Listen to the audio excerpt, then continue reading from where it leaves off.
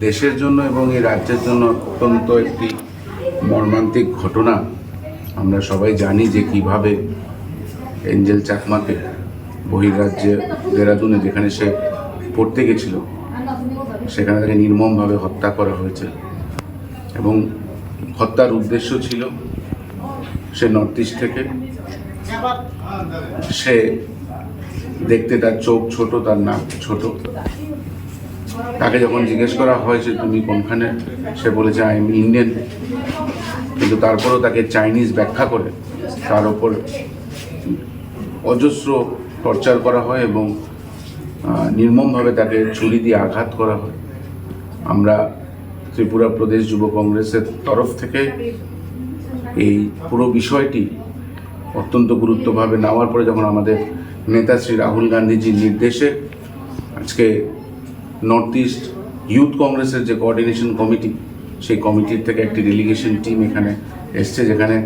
7টি রাজ্যের রিপ্রেজেন্টেটিভ আমাদের সঙ্গে আছেন। আমাদের সাথে north east youth Congress coordination কমিটির কনভেনার জনি তারাজি, উনি অরুণাচল প্রদেশ থেকে এসেছেন, অরুণাচল প্রদেশের প্রেসিডেন্ট এবং আইওয়াইসি ইন্ডিয়ান ইউথ কংগ্রেসের জেনারেল সেক্রেটারি। আমাদের সঙ্গে মেঘালয়ের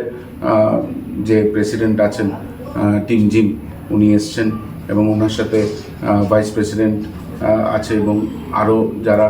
বহির্রাজ্যের থেকে 7 সিস্টার্স থেকে সব প্রতিনিধিরা আসছেন, আজকে দুপুরে এসে পৌঁছাবেন। আপনারা সকলে জানেন যে আমরা এই যে যাই হয়েছে এটা নিয়ে প্রচণ্ড মর্মাহত এবং রাহুল গান্ধীজির নির্দেশে